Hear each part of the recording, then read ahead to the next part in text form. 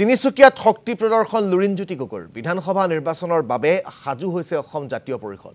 নিৰ্বাচনত শক্তি প্ৰদৰ্শনৰ বাবে কঁকালত টঙালি বান্ধিছে অসম জাতীয় পৰিষদৰ নেতৃত্ব।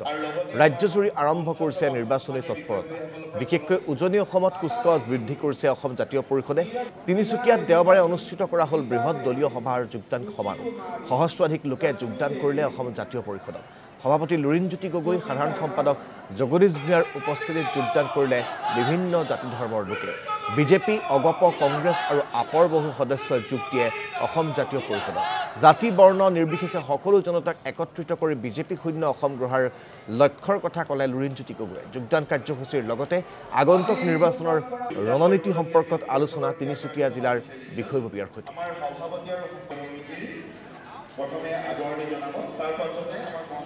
নিৰ্বাচনলৈ বৰ বেছি সময় নাই, 10টা মাহতকৈ কম সময় আছে। অসমৰ সকলো প্ৰান্ততে সকলো জাতি জনগোষ্ঠী, ভাষা ভাষী, ধৰ্মাৱলম্বী লোক অসম জাতীয়তাবাদৰ ভেটি শক্তিশালী কৰা আৰু জাতীয়তাবাদৰ প্ৰতি আকৰ্ষিত হৈ আমাৰ দললৈ মজিয়ালৈ আহিছে। আজি সকলো জাতি জনগোষ্ঠী আহিছে, হিন্দীভাষী অসমীয়া ব্যক্তিও আহিছে, বাংলাভাষী অসমীয়া আহিছে, গোৰ্খা আহিছে আৰু আন আন খিলঞ্জীয়া জাতি জনগোষ্ঠীও সকলো আহিছে।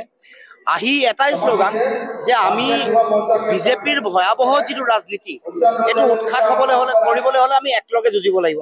আৰু সেইকাৰণে আমি দেখিছোঁ যে বিজেপিৰ বহু নেতা কৰ্মকৰ্তা আহিছে, TMC আহিছে, আপৰ আহিছে, গণ পৰিষদৰো আহিছে। গণ পৰিষদৰ হৈ নিৰ্বাচন খেলি পৰাজিত হোৱা প্ৰাৰ্থীও আমাৰ দলত যোগদান কৰিছে। এইটো মই ভাবোঁ আশাৰ বতৰা এয়া আৰম্ভণি। আমি যিটো ৰাজনীতি কৰিছোঁ এটা সমাজমুখী ৰাজনীতি। মানুহে প্ৰতিটো জাতি জনগোষ্ঠী, ভাষা ভাষী, ধৰ্মাৱলম্বী লোকৰ সমমৰ্যাদা, সম অধিকাৰ আৰু সম উন্নয়ন লাগে। তেতিয়াহ'লে আমাৰ হাতত এটাই বিকল্প আছে, জাতীয়তাবাদ। আৰু ইয়াত আমি দেখিছোঁ যে বহুতে হিন্দু মুছলমানৰ ৰাজনীতি কৰিছে, কোনোবাই ভোট বেংকৰ ৰাজনীতি কৰিছে। আমাৰ হাতত যিটো বিকল্প আছে সেইটো সকলোকে লৈ এক কৰাৰ ৰাজনীতি। ভাঙি নহয়, বিভাজন কৰি নহয়, একলগ কৰি সমাজ গঢ়িব লাগিব। আৰু জন্মলগ্নৰ সময়ত আমি কৈছিলোঁ যে আমাৰ জাতীয়তাবাদটো ইনক্লুচিভ জাতীয়তাবাদ, সকলোকে লৈ আমি আগবাঢ়িম।